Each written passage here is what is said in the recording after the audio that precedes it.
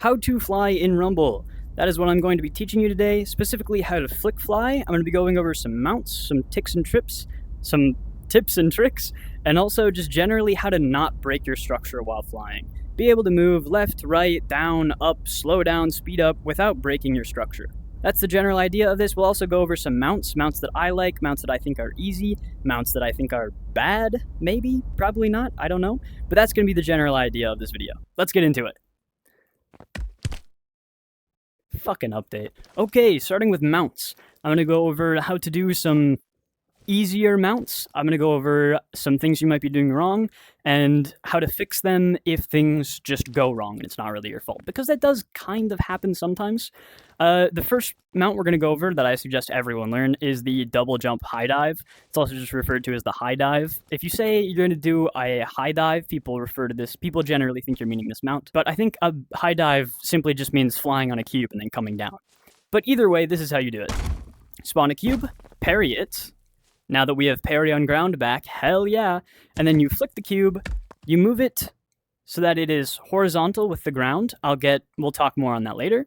And then you simply double jump and try to bring your arms up as quick as you can. So try to bring your arms up right on either side of you, about, a little under shoulder height. Just look at where my hands are and try to pull them up about as fast as I pulled them up just then. So you're going to flick, you're going to turn it onto its side so that your hands are left and right, and then you are going to simply jump and pull the cube into you. Sorry, you are going to jump twice, because this mount is much easier for newer players if you jump twice. It's kind of hard to explain why, I'm not even entirely sure, but we'll get onto the single jump later. So jump twice and then pull your hand up, and honestly your left hand can kind of already be in the general area, so if anything you're kind of just going to be bringing your right hand up. And your left hand's going to come up a tiny bit. Okay, well, what if that doesn't work? Typically, if you are breaking the structure, it's because you are not bringing your hands up fast enough, because you want to be moving in the same direction as the cube when you launch. So if you slow down too much and you stop the apex of your jump, and then the cube hits you, the cube is really likely to break on you because you're moving in opposite directions. And you want to be moving in the same direction when the cube takes you and starts making you fly. What if the cube doesn't break, but you're completely uncontrolled? And by uncontrolled, I don't mean that you just don't know what you're doing, but the cube is angled, and because of the angle of the cube, you're actually zooming forwards at a lightning speed, and you don't know how to turn, you don't know how to stop, and you can't do anything. It actually is dependent on the way that you flick the structure. So, if I flick the structure, and then move my hands directly into their sort of handlebars position. That's what we call it when your hands are handlebars. That's what we call it when your hands are to the left and right of you, out just a little bit. So if I move them directly into handlebars, you'll see that my structure is generally pretty flat. I mean, it's got maybe a bit of a downward incline. I don't know if you guys can see that very well. But if I add any extra hand movement while I do this transition from flick into handlebars, ignore the hold, flick into handlebars, now you'll see my cube is not at all ready to fly on. My cube is at the super awkward angle. If I try to fly on it, I'm just going to fly backwards and to the left. This is because any rotation forwards and backwards will affect how the cube is rotated when you move your hand down, when you move your top hand down. So if you move your top hand towards you before you move it down, the cube's going to be sort of angled towards you. So it's going to make you fly backwards. But if you move your top hand forwards or your bottom hand backwards before you move into handlebars position, the cube's going to be sort of angled forwards. So you're just going to fly forwards. Now, the best solution for this is just not moving your hands forward or backwards. So generally try to keep your hands, we'll do this from the side. Generally try to keep your hands, I can't do this from the side because I have to move my head.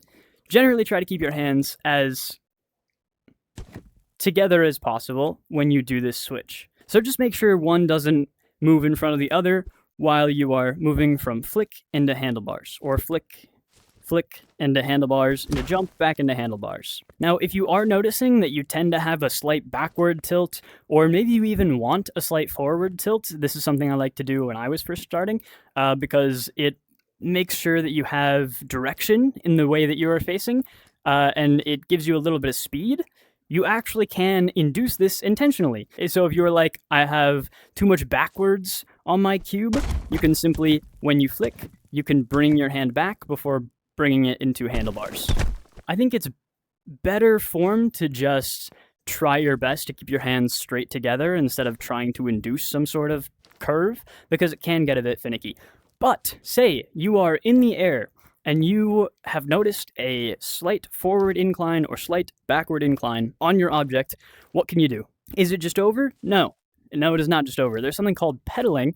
At least I think that's the official term for it. But it is very useful for inducing an incline of whatever you want. So if you have a slight forward incline, you can induce a slight backward incline to right it back to straight, back to level. Or if you want a forward incline, you can give yourself a forward incline, or undo a backward incline. So what does that look like? Well, if I am on a cube and I start pedaling my hands forwards, you can see I now have a forward incline on my cube, right here. If I do the exact same thing, and I start pedaling backwards with my hands, you can see that I've induced a backwards incline on my structure. So what does that look like? It literally just looks like one hand in front of the other going in a circular path. So it's very much like your hands are just pedaling on a bike. And that's all it takes to move your structure forwards or backwards. Well, say I can do all that, I can get onto a structure and I can pedal if the incline is not in the direction that I want to, but the structure just keeps breaking once I'm in the air. What do I do? Well, there's actually one very simple solution. Stand on the front of the cube, or structure, whatever structure you're flying on, because there are safe zones and dangerous zones while flying. So the safe zone is always going to be the front half of the cube, and the dangerous zone is always going to be the back half of the cube, or structure, any structure. When I say front, I do not mean whichever direction you are looking at, I mean whichever direction you are moving in. There is more to this. It has something to do with the mechanic called iron boots, but it's not really worth talking about for this video.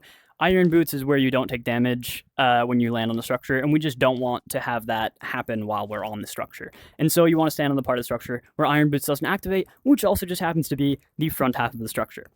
Okay, now that we have that over, what does that look like? So here's what that looks like. You can also go and rewatch the intro too, and you can just see that I'm always kind of trying to stand on the side of the direction that I'm moving. So for a lot of this, I'm kind of just moving to the left. Maybe it's forward and to the left. And so I'm always kind of keeping my player model on the forward left side of the cube. And you can see I'm slowing down right now. I'm moving downwards. I'm turning, and it's not breaking underneath me because I'm always standing on the forward side of the cube. So that's pretty much it. For general flight, that's all you really need to know. Stand on the front half of the structure, and if you're inclined or declined, start pedaling like you're a bike. If you want to get into some mounts, let's get into some mounts. My first number one mount, my favorite mount, the mount that I use the most, it's very simple. It's just parry, flick, jump. I like this mount a lot better than your typical high dive because you don't have to double jump. One, that makes it faster, and for two, it makes you lower. I like being lower because it means you can hit your opponent faster. You don't have to spend so much time in the air trying to lower yourself, especially if you're kind of bad at lowering yourself. I mean, it's not the easiest thing to do while flying. Generally, for a beginner, I would suggest learning the true high dive, which is just flying and then falling off your mount, and then trying to hit the enemy with your mount. That's not going to work very much, but it is going to work sometimes. And so that will give you your dedication to keep going. Anyways, because it's lower and because it's faster, I just prefer this mount. Okay, so how do you do this? Well, first of all, parry and then flick as usual. But then one difference is you actually want to start with the cube relatively close to you. So right now I'm pushing myself just to give you an idea of how close it is to me. You don't have to get that close necessarily. You can. It makes it pretty simple and easy if you do it that way. I like to keep the cube about a forearm's distance away from me, so I keep my elbow at my hip or near my hip. It doesn't really need to be exact. And then as long as you're doing that, it's going to be close enough to you. And then a very important factor of this, you want to be moving in a direction. Flick is always easier, mounts are always easier if you are moving in a direction as you do them, because it means that you are not only trying to move on the Y or Z axis, depending on what engine you're using, you're not only trying to move on this axis, the same with your cube, but you're also adding in the same direction on this axis. So if I'm moving to the left and I'm trying to mount, I can have a little more leeway on whether or not we're moving in the same direction this way, because we're also moving in the same direction this way. I'm going to bring the cube a little closer to me. I'm going to start moving to my left, and then I'm just going to scoop, and then I'm just going to scoop myself up with the cube. So let's run that back. Cube, parry, flick, move in a direction, scoop myself up with the cube. One other thing that I personally like to do is I like to keep my right hand up at first, and then bring it down a little slower. This way you kind of do like a scooping action with your hand, just like that, so that your cube wants to push you in the direction that you're currently moving. I just find that makes it slightly easier to do this mount. My second favorite mount, maybe my third at this point, I'm unsure. I have two mounts which are very close together. One is very difficult, the other is almost very difficult. It's called the aggressive mount. Oh, I hit the matchmaking machine. So, the aggressive mount requires more moves than something like the high dive, and it can be a little more timing sensitive, but it's actually very simple once you know what you're doing wrong. So, first of all, you're going to want to spawn a wall. Then, you're going to want to uppercut, kick, and then you are going to dash, jump, and flick. So, you're probably going to want to get used to these dash, jump, flick mounts, or even these kick, dash, jump, flick mounts. This set of moves is pretty common, so learning it now will be very beneficial to you. But if you go into Rumble right now and you try to do upper kick, dash, jump, flick, it's probably not going to work, and it might look something like this. You can see what happens, it won't be high enough. It'll look like this. I'll be trying to get to the top of the mount, but I'm just not able to quite clear it. And that's because it's actually very simple. You're doing the upper kick too fast. So you actually want to do upper kick, dash, jump, flick. I'll show you again, just so you can kind of maybe get the timing for it. So you want to upper kick, dash, jump, flick. Another thing you want to do while doing this mount is always be moving forwards. One trick to flick mounts in general, again, is just move in a direction. In this case, if you're doing a mount that requires moving the structure forwards, be moving forwards as you do the mount. So if you're having the issue where the structure is breaking on you, chances are you're probably not walking forward while you do it. Also, you do kind of want to be close to the structure, so don't back up after you spawn it or anything. Just spawn it, walk forwards, start doing the mount, and continue to walk forwards until you jump. One more thing to note about the aggressive mount is that you're not going to be in handlebars. You're actually probably going to be in sort of this position, where your top hand is in front of your bottom hand. This is a pretty common thing with flick mounts. Different flick mounts will have different variations, which require you to be in different hand positions. So for example, the high dive mount that we learned earlier actually has a variation called the joystick. I don't know the joystick very well, so forgive me for immediately failing. But essentially, instead of turning the cube to the side, you actually keep it forwards while you jump, and then you have one hand over the other, kind of acting like a joystick. And then people try to use the bottom hand to control the cube, and it's easy for some people, difficult for others. I much prefer handlebars. This for aggressive mount works really well for me. This might be yeehaw or reverse yeehaw. I think this is probably reverse yeehaw. There's different names for the hand positions, but it's really not important to remember them. This is handlebars. This is like the best one. Not really, but in my opinion, kinda.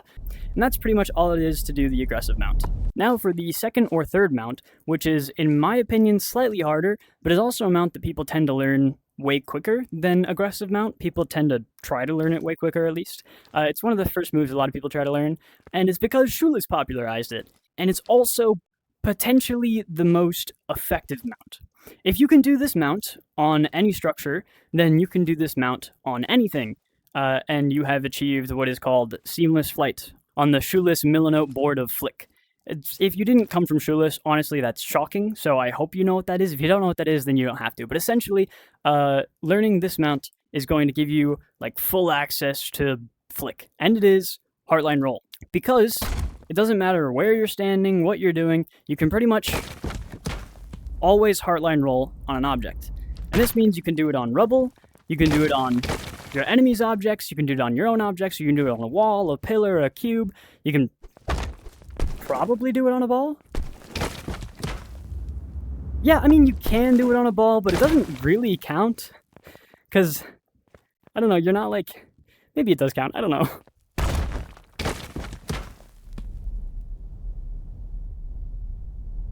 So you are essentially just going to dash forwards, you're going to turn, parry, flick, jump, and then you are going to mount the wall. And now you have a sideways wall in your handlebars position, and honestly, it's one of my favorite structures slash hand positions combo to fly on. I just think it makes it very easy, and it's very common to have this, kind of misaligned. So this is where pedaling comes very in handy. You can see I pedaled forwards to try to show you a misaligned wall, and then I just went out of control. But anyways, I really like to have such a large surface with handlebars. I think it makes it very easy to fly on. That's another mount that you can do. I mean, I'm not going to really go into depth on that one, just look at what I did. That's a pretty simple one. This is another really nice mount because it only requires one jump. If you couldn't tell yet, I really prefer mounts that require one jump. It's also fairly fast, and like I said, it works on pretty much any structure at any time. So if you're going to learn one mount, you should probably learn that one. I don't know, it's hard to say because while I say that, I also really like the single jump high dive mount because it's just so quick, you can pretty much do it at any time. And if your opponent sees that you're doing flick stuff, they can counter a Heartline Roll pretty easily by just disking you, or they can, throw some explode at it and it'll blow up your wall or blow your wall back, blow you back, do damage to you. Whereas something very quick like this is very hard to counter, or, well, harder to counter. So, Heartline Roll, how to do it? Well, I'm probably not going to give you the whole rundown on everything you could do wrong with the Heartline Roll, because there's a lot. But the general idea is get your moves right first. So make sure that you can actually do the dash, parry, flick, jump, and then mount. Don't worry about the mount, actually. Just worry on getting that parry flick down, because getting the parry flick down generally ends up being the hardest part of this mount. The second thing that you're going to have to note is that you kind of want to be in front of the wall when you flick it, because if you are too far behind the wall, you're going to end up flicking the edge, and then when you go to mount it, you're going to be trying to mount the edge of the wall, which isn't always harder. You can do that, but it makes it pretty much impossible to control, at least impossible to get really good control with it. You can absolutely still fly with it, and I'm sure you can probably get a hit with it, but you're probably not going to be doing some crazy Uzumaki spirals for like 10 minutes type stuff. It's just not really going to happen. So what you want to do is dash, and then maybe wait a second, and then go for a parry flick jump. Anyways, that's it. That's pretty much all you need to get flying. I mean, of course, if you want to learn how to steer, a lot of that comes with muscle memory, but it's pretty much, move left hand down to start moving to the left, move right hand down to start moving to the right. If you want to move diagonally, move your hands a little bit, then move it down. So move your hands diagonally, move your hands down. It's pretty simple to start flying. A lot of it is muscle memory. Just try to stay on the front side of the cube and pedal if you are inaccurate. If you're consistently inaccurate, try switching up the way that you go from flick to handlebars, and that's pretty much it. So, yeah, I hope you can fly now.